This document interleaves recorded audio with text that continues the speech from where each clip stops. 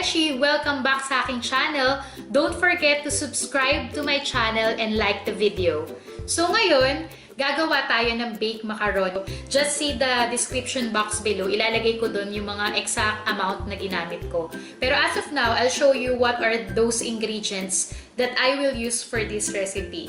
Oh, English yun, te. Okay? So, first is ito, elbow macaroni. Kasi nga, baked macaroni. So, macaroni ang gagamitin natin. Pero, it doesn't matter. If you prefer to use spaghetti or any kind of pasta, it's fine. Okay? Then, next, we have this pork giniling. Okay? So, frozen siya. Pero, ito lang kasi yung available dito. Kaya yun yung binili ko. Bakit baboy yung gagamitin ko or pork mince ang gagamitin ko, hindi baka? Kasi yung pork, mas juicy siya at saka mas fatty. So, hindi siya nagda-dry kagad. Not unlike the beef, pag ginisa mo na siya, dry siya. Pero, it's much better kung both pork and beef yung gagamitin mo kasi mas masarap yun. Pero kung alam mo na, limited lang yung budget mo, so stick ka na lang sa pork. Masarap pa, okay? For this one, we're going to use also spaghetti sauce. Sweet spaghetti sauce ang ginagamit ko. Bakit sweet? Kasi diba tayong mga Pilipino, naturally sweet tooth tayo. Hindi tayo mahilig masyado sa mga maaasim na spaghetti. Kaya yan yung ginagamit ko. So, these are the things that we're going to use for the red sauce. Aside from that, magkakaroon din tayo ng white sauce. Kaya kailangan natin gumamit ng fresh milk. Ito yung magiging base ng ating white sauce. Aside from this one, we're going to use also butter.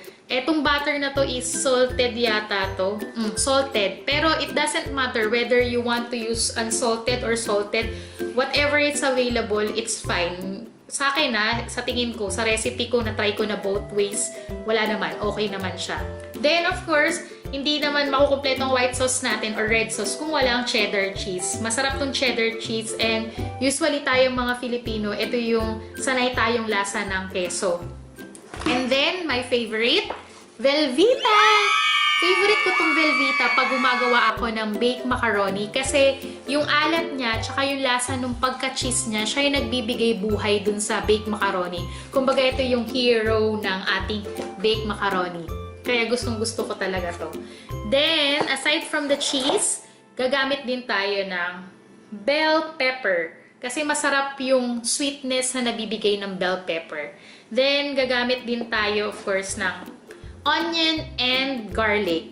Aside from these ingredients, gagamit din tayo ng flour, mantika, asin, paminta, and also you can add sugar if you think the sauce is not sweet enough para sa inyo. Pero kung sa tingin nyo okay na, okay lang na hindi na kayo gumamit ng sugar. So, yung iba, sa sauce nila, gumagamit din sila ng ketchup, na banana ketchup or tomato ketchup. Kasi, alam mo yun, yung, kumbaga, nagbibigay din siya na additional sweetness at saka yung tamis anghang ba. Pero ako, hindi na ako gagamit nun. Happy na ako sa tomato sauce na to na ginagamit ko. So, what are we waiting for? Mag-start na tayong magluto dahil gusto ko nang malaman nyo yung recipe ko. And I hope gayahin nyo to at maging masarap din ang outcome. Kasi ito talagang tested ko na to. Masarap to. Okay? Let's watch the video. Gisa na ako ng bawang, sibuyas at saka bell pepper. Nung nagisa ko na siya, dun ko na ngayon nilagay itong giniling. So ngayon igigisa ko na rin yung giniling. Iluto lang natin siya mabuti. Haluin natin siya. Balikan natin siya. Siguro mga after 5 minutes or 2 minutes. Okay?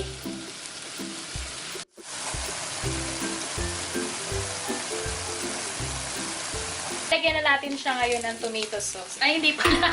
Spaghetti sauce. Hayaan lang muna natin siyang kumulo. Lagyan natin siya ng water. Alugin mo, ganyan. Ang galing.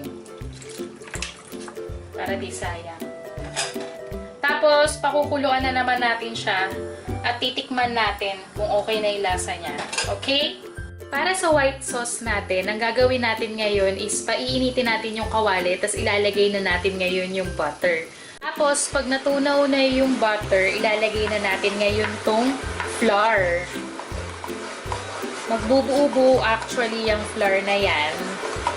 At yan yung magpapatiken ng ating white sauce.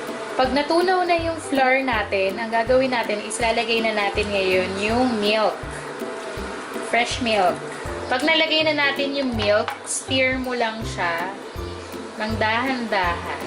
Lagay mo lang yung fire talaga, yung heat sa low heat lang.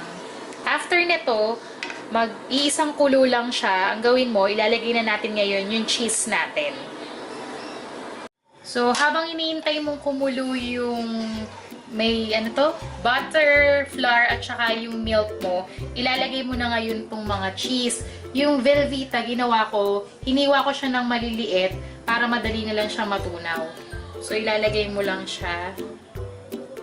At hayaan mo siyang matunaw kasama nung milk, flour, and butter. So, magiging creamy na siya. Haluin mo lang siya para matunaw din siya ng kusa. So, ayan na. So, haluin mo lang siya. So, habang iniintay kong matunaw tong cheese, ayan, natutunaw na siya, is magluluto na rin ako ng pasta natin. Ayan. Tayin nyo lang matunaw. Luto na yung white sauce natin kasi nakita niyo yung consistency niya. Ayan. Malapot na siya. Mainit pa yan, so lalo pa yan lalapot. Kaya pinatay ko na yung kalan natin. So ngayon, ihahalo ko na tong red sauce natin dito sa macaroni natin. Okay? So, let's see the procedure.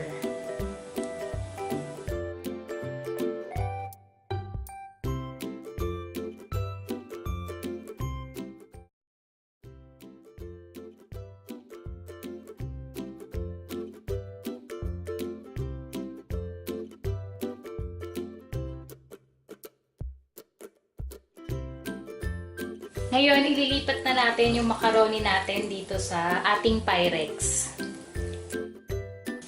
So, yan. Lalagyan pa natin siya ng more white sauce. Para masarap.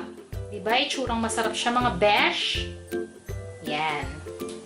So, pag nalagyan mo na yung first layer mo ng macaroni nitong white sauce, lalagyan mo siya ulit ng macaroni.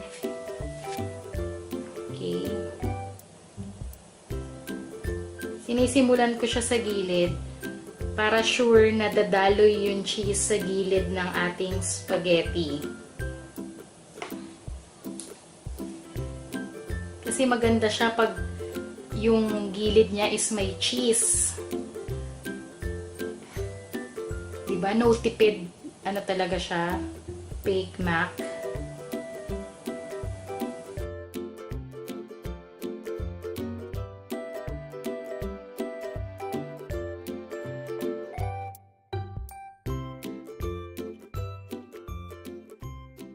Na ang ating bake mac.